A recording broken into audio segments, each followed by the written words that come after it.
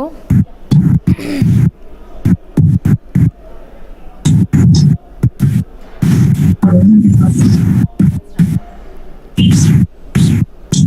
Hello and welcome to this latest episode of Health with Sneha. I'm Sneha Mordani, and like always, we talk about all things health that concerns your health and the environment that we live in, because health and environment are deeply linked. Today, once again, we're going to have a conversation about monkeypox, and not just monkeypox. When it comes to the Nipah virus, when it also comes to the Zika virus and other viruses, we've always seen that cases are first detected in Kerala. Now, many people ask, why is that cases are first detected in Kerala? Is there a reason why? A lot of health experts from Kerala have spoken at length about the excellent surveillance work that is done in the state of Kerala, how they've handled all of these problems, infectious diseases very well. And this is the case with monkeypox, like it was the case with COVID-19 also, where the cases in Kerala were increasing but the death rate wasn't, which also meant to a great extent that there is better diagnosis, there is better surveillance, there is better contact tracing in Kerala. This everyone would agree. To talk about what really next as far as monkeypox is concerned, and what the strategies that Kerala is adopting that other countries really could be learning from. I have with me Dr. Anil Kumar, Professor and Head, Department of Microbiology, Amrita Hospitals in Kochi. Dr. Deepu T.S. is the Associate Professor, Division of Infectious Diseases, again associated with Kochi's Amrita Hospitals. Thank you both, Dr. Anil and Dr. Deepu, for your time. Thank you. When I started this conversation, at the very outset, I spoke about the excellent surveillance programs in Kerala. Right now, there are 4 lab-confirmed cases of monkeypox in India. Yes, there will be many more. What I want to know from you, Dr. Deepu, first is that what is it that Kerala is doing right? Right now, there are 3 cases in Kerala, and a lot is being said about how the surveillance is very good in Kerala. Do give us an idea about what Kerala is doing right in terms of surveillance. Yeah. Good afternoon. So, as we know, Kerala is one of the states with highest literacy, maybe one state which has acquired 100% literacy first in the country. So, that educational aspect is always reflecting in the Kerala's all activities, including the health. So, the surveillance system of the state is one of the best which we have. As we know, as you have rightly pointed out, it got reflected in the Nipah, it got reflected in the Zika, it got reflected in the COVID. The containment measures we were never able to contain the COVID globally. So that's why we were also we were also lagged in that aspect. But as far as the Zika and Nipah are concerned, we were able to contain it quite well within the Kerala, within the district in which it originates. The surveillance system is actually the machinery which is, it is the central machinery itself, but due to the recurrent episodes of the monsoons and the tropical diseases like dengue and leptospirosis, the health system is always on the alert.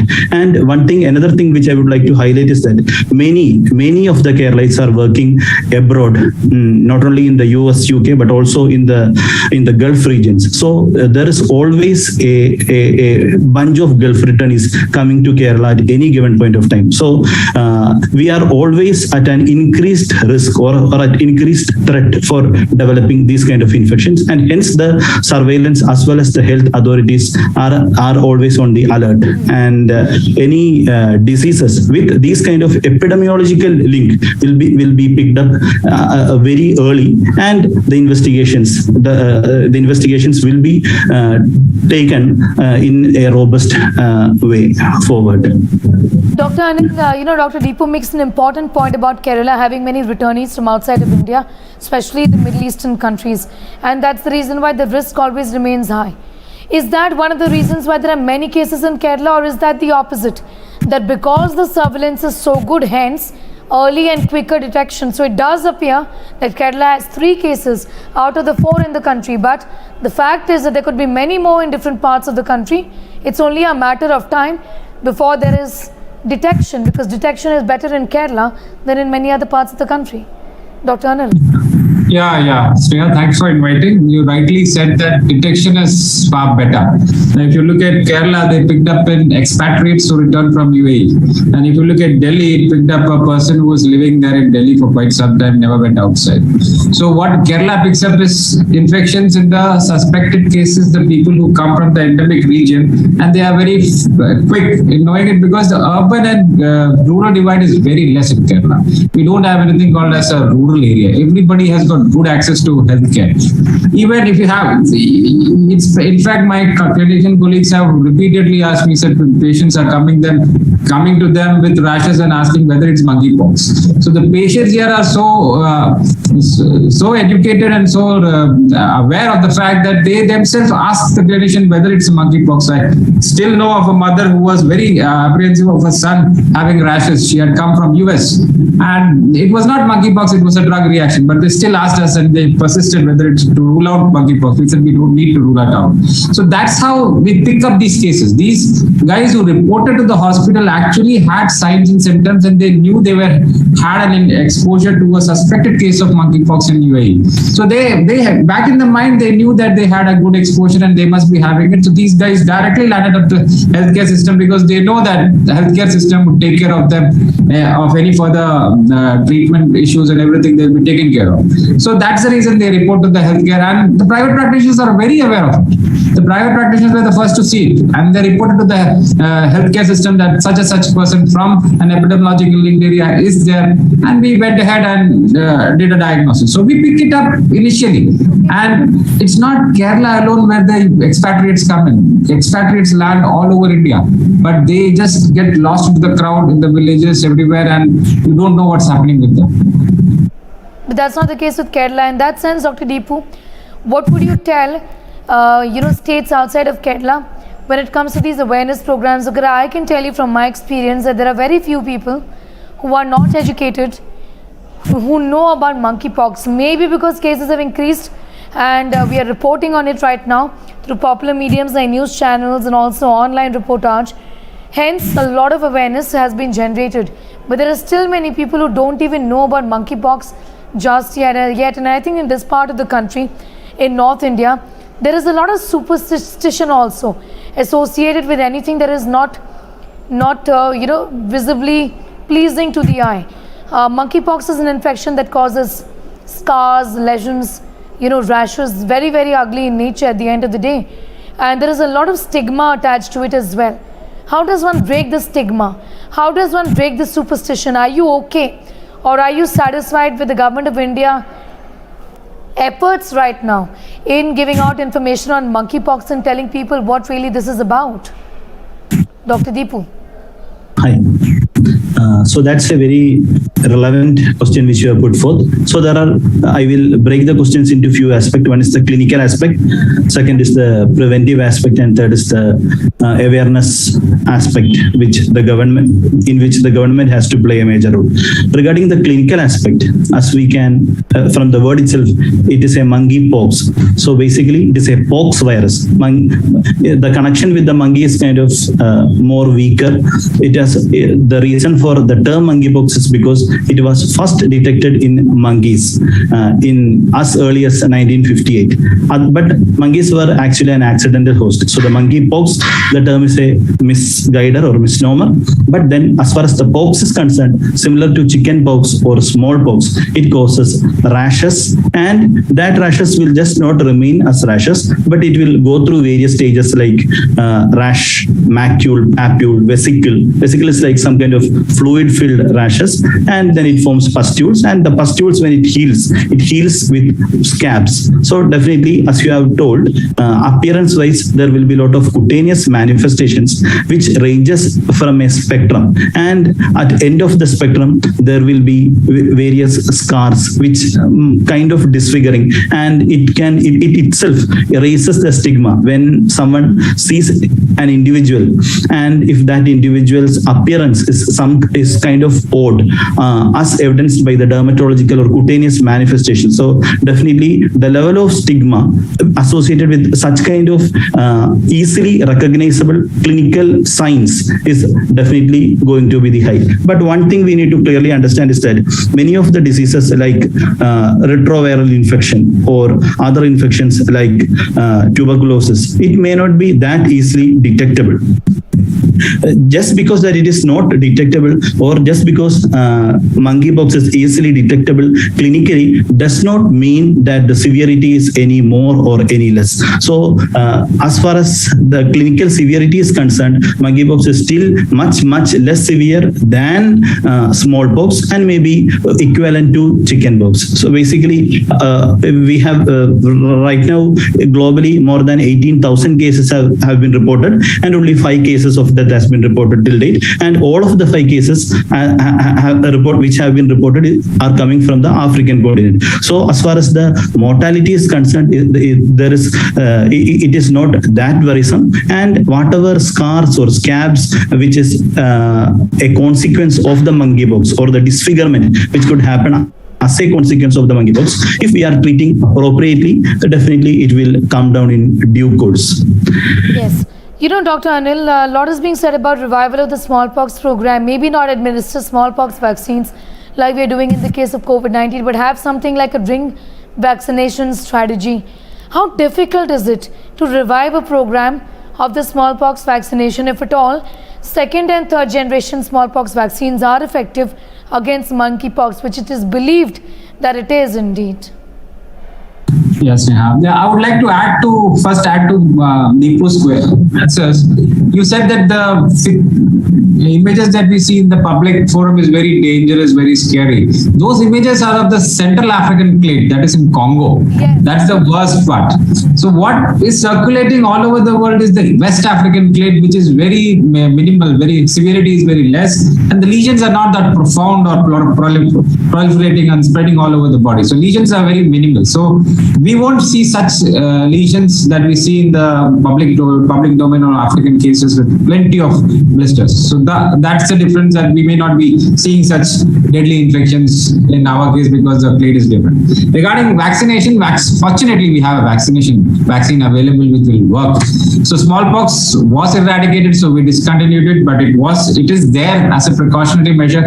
Even Canada, Japan, US and UK all have these vaccines as stockpiles for an emergency for biological warfare purposes if the biological war breaks out. So a vaccine is there. There are 2 vaccines for second generation, as you said, is already available. It's a percutaneous vaccine, single dose vaccine, and it is very effective. In fact, if you ask, 80% efficacy is there, protection is there if you take a smallpox vaccine for monkeypox. So there is cross protection, a good amount of cross protection, and people above 50 years who already had a smallpox vaccination in their childhood are inherently protected, and they may not develop a severe disease. Even if they get an infection, they may not develop a severe disease. So that's the benefit of being vaccinated with smallpox.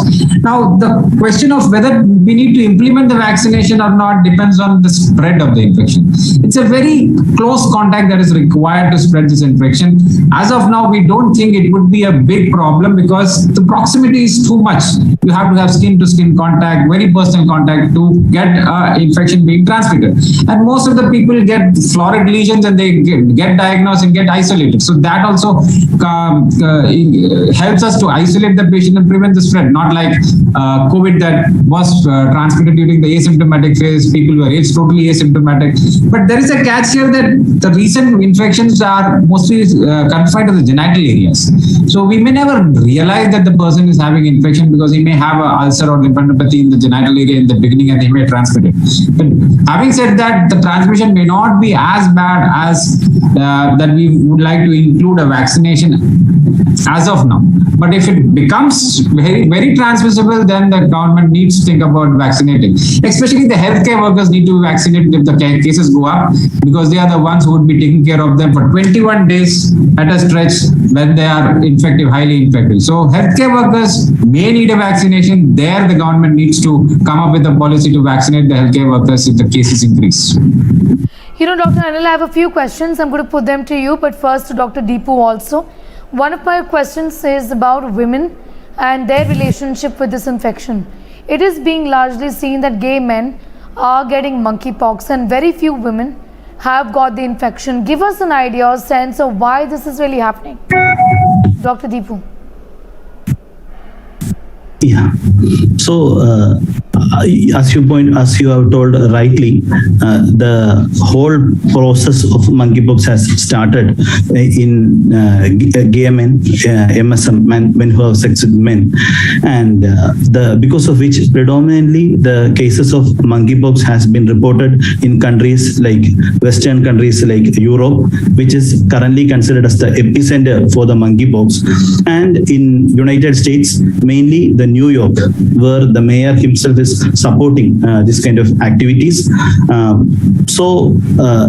The MSM community is in a way a kind of an LGBTQ community where they have a closed knit, or rather their interactions is always limited to their partners or their partners' friends. So basically, the heterosexual interactions are kind of common, kind of less common in this group of individuals. But then initially, if we see in the recent evidence which has been published in the NEGM article also, 98% of the men were gay men. But then as of today, 90% are only in the gay men. And even few days back, CDC has reported even 2 children developed monkeypox. So the pattern which we were originally has seen, that is in the gay men, is kind of getting slowly blurred.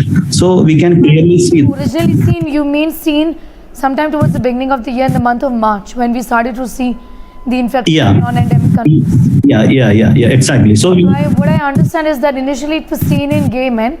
Now you think the pattern has changed, is being seen in children and women as well. yes, exactly. So, but then still predominantly more than 90% of the cases are still within the gay men community. But then the extent of the spread is kind of it may not be to the same extent as that happened during the initial part of the epidemic, but then slowly even the children are getting infected. So that point which we need to clearly recognize and understand, because that has public health importance. And as we know, sexual contact is just one route of transmission, and we are not 100% sure that is the only route of transmission, and there could be droplet infections as well as close contact infections, as Dr. Anil this question, and I would say forgive me for asking this question, because it in a way is personal, but it also is medical, because this is a genuine medical query. I'm asking that there could be monkeypox between a man and a woman also, right? If they're having sex, at the end of the day, this is the exchange of body fluids, and this happens even when a man and a woman have sex. So why is it that it is being seen in only men, gay men? What is the science behind this?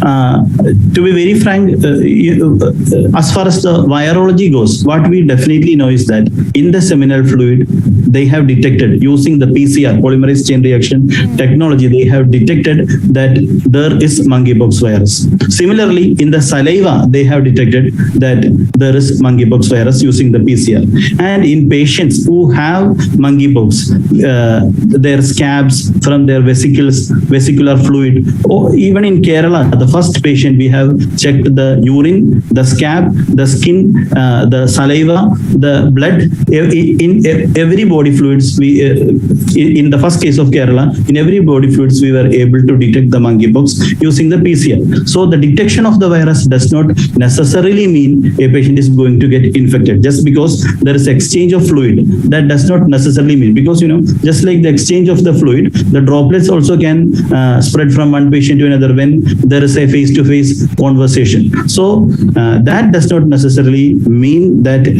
that is the only way of transmission. So why it is predominantly seen among the gay men, we are not 100% sure exactly. But as I say, if we have to come up with that kind of hypothesis, we need to get that kind of pattern for a prolonged period. But as we see today, the pattern is getting blurred. In a way, it is getting blurred. So I would say that we need to be watchful. Even if those gay men are heterosexual, then what is happening to their partners? Whether there is any genetic predispositions to one sex, so that we need to be watchful. And as we go along, I think more evidence evolves, and then we will able to better clarify that question. What makes children vulnerable?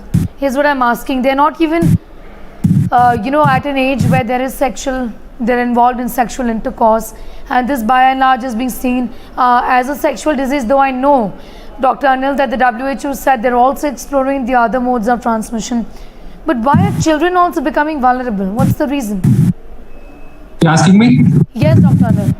Yeah, I would like to add to Deepu's answer. If you remember, HIV began as a homosexual disease. The first case of HIV occurs in HIV. So it began as a homosexual disease. Now you can see everywhere, every age group, every sex is involved. So as the disease progresses, if you ask me, India, it will be morely a heterosexual transfer, not a homosexual transfer. And we will see more of heterosexual males, females, children, everybody getting infected. Now, why children? Children will get infected because of close contact with the parents who are infected or the siblings who are infected, somebody who's infected in the house through droplet, not necessarily through the sexual, it's not a sexually transmitted disease in the first place. It's a misunderstanding that it's a sexually transmitted disease. It's not at all a sexually transmitted disease. Sexual activity promotes because of close contacts, close skin to skin contact. So any activity that has got a close skin to skin contact, hugging can also transmit if the patient is having an infection. 1 to 2 days prior to the development of rash, the patient is infected. He can spread droplets. Kissing can spread it because through saliva it can be spread. So any activity which is intimate can spread it. Any intimate activity with any person of any sex, of any age can transmit the infection if you have an infected individual in the house. But the household transmission rate is only less than 9%. So it is not it's not like a wildfire that spreads in the house like you had COVID. So transmission is there, but it is not that fast among the household members. But you have a close contact, even children will get infected because they have very intimate contact and they cough. They don't have, they're very difficult to control the activities where they have to wash their hands, mouth, and prevent coughing, sneezing, and all those things. So that can itself transmit monkeypox if the infection rates increase in the community. So it's just a matter of time that the whole spectrum of population will get involved gradually. It won't be restricted to the homosexual population alone. Yeah. All right, Dr. Anil, thank you so much for your views, and thanking Dr. Deepu as well. It was really, informative as far as so many myths around monkeypox is concerned. There is some amount of stigmatization as well. And I'm glad that you've spoken about the fact that the pattern is changing now from gay men to children and to women. The disease is being seen in a wider population range. And it's important to understand that it is not going to be limited to gay men. And also, if it is limited to gay men, we need to ask the question why, and whether there can be a situation in which we can stop the containment. Also, Dr. Anil, I really appreciate the point that you make about the rashes that we are seeing right now, the pictures, the popular imagery. These are images which may not be relevant today, given that the strain which is now circulating is not the one that causes the kind of lesions and scars that we're seeing right now. These are essentially from Africa, where where the strain is very, very different from what is being seen in Europe, in India, and the US, and in other countries. So that's an important clarification as well. Also, there is always a racism angle to all of this. Whenever we have images of monkeypox, there are images of black or brown men and women.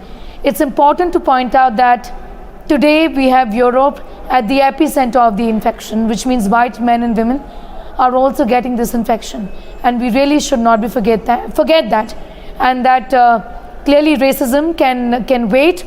This is a global health emergency, and it requires for all countries to come together to in fact sit up and take note and do what we can to contain this infection. Thank you, Dr. Anil and Deepu, for joining us on this broadcast. Thank you.